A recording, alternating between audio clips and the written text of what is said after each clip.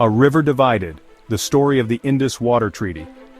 The Indus River is a lifeline for millions in South Asia. It flows from the Himalayas down to the Arabian Sea, crossing both India and Pakistan. But its waters have also been a source of tension between these two nations. In 1960, India and Pakistan signed a historic agreement, the Indus Water Treaty. This treaty aimed to resolve disputes and ensure a fair distribution of the Indus River's waters. The World Bank played a key role in mediating this agreement. The treaty divided the 6 rivers of the Indus system between the two countries. India gained control over the eastern rivers, Ravi, Beas and Sutlej. Pakistan gained control over the western rivers, Indus, Jhelum and Chenab. This division aimed to provide both countries with a reliable source of water for their needs. It also established a framework for cooperation and information sharing on the Indus River. Sharing the waters, how the treaty works.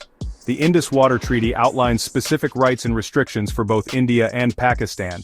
India has full use of the waters of the eastern rivers. However, it has limited rights to use water from the western rivers, primarily for domestic use, non-consumptive needs like navigation and some irrigation. Pakistan, in turn, can utilize the western rivers for various purposes. These include irrigation, power generation, and other uses. The treaty allows India to build run-of-the-river hydropower projects on the western rivers. However, these projects must adhere to specific design criteria. A permanent Indus Commission was set up under the treaty. This commission comprises of 2 commissioners, one from each country.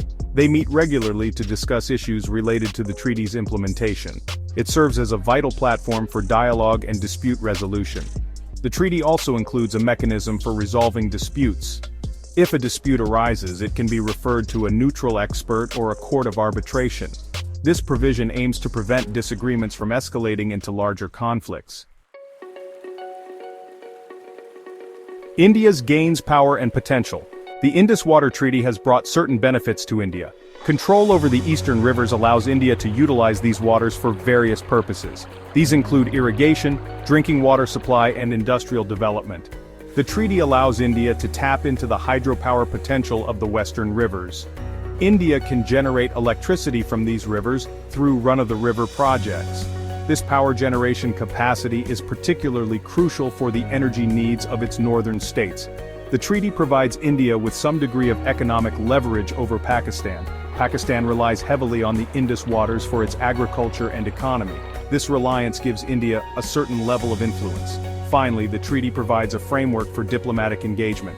The Permanent Indus Commission serves as a channel for communication and cooperation. This diplomatic channel helps to manage tensions and address concerns related to the Indus River. Section 4. The challenges, balancing needs and risks. Despite the benefits, the Indus Water Treaty also presents India with challenges. India's access to the waters of the western rivers is limited.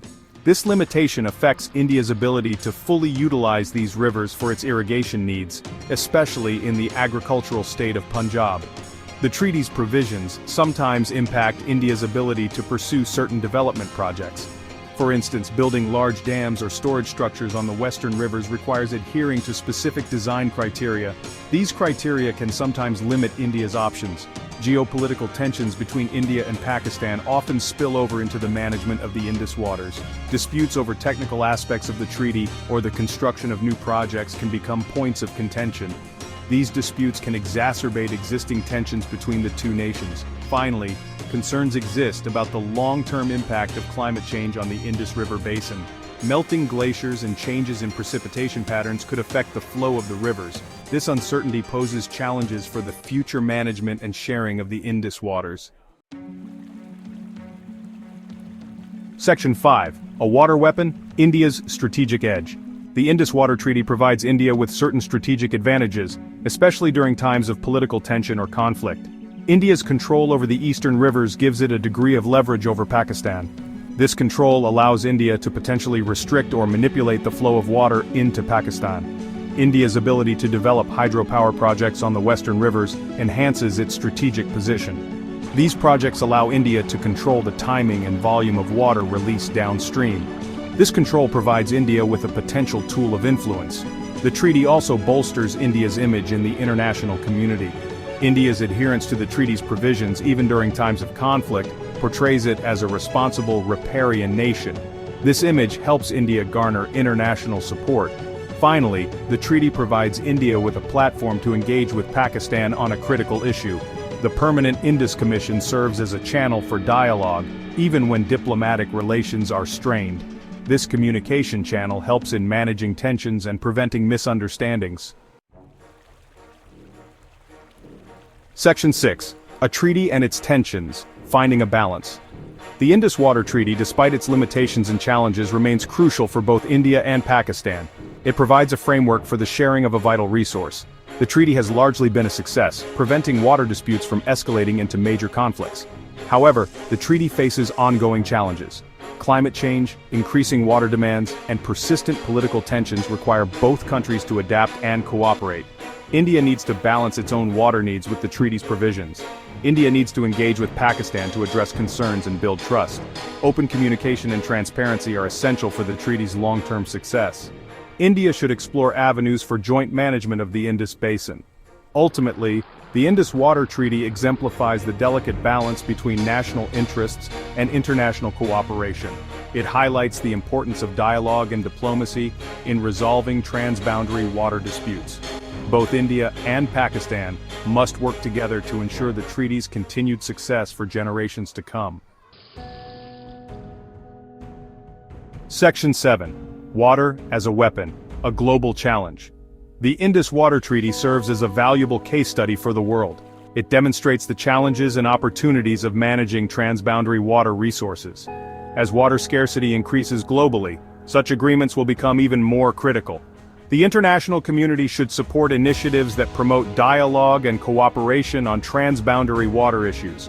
Sharing best practices and providing technical assistance can help countries manage shared water resources effectively.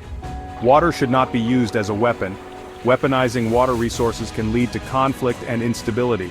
It is crucial to promote a cooperative approach to water management. This approach fosters peace and sustainable development for all. The Indus Water Treaty, despite its imperfections, offers a beacon of hope.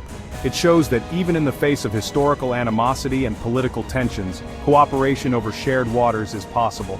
The future of South Asia, and indeed the world, depends on our ability to manage this precious resource responsibly and equitably.